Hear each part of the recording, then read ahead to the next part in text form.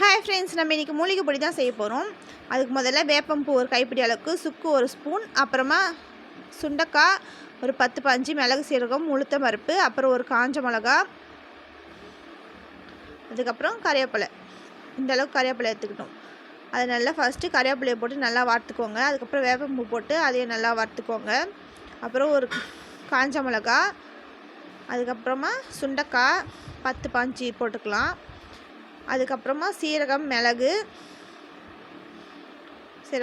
போட்ட பிறகு உளுத்தம்பருப்பும் போட்டுக்கணும். அதிலே உளுத்தம்பருப்பும் போட்டுக்கணும். அதுக்கப்புறமா சுக்கு பொடி பண்ணி ஒரு ஸ்பூன் அளவுக்கு போட்டுக்கணும். இதெல்லாம் போட்டு நல்லா வதக்குங்க. எண்ணெய்லாம் ஊற்றாம தான் வரப்போகிறோம் நாங்கள்.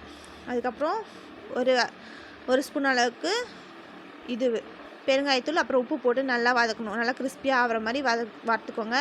வறுத்து பொடி பண்ணி வச்சுக்கின்னு இதை சாதத்துக்கு சுட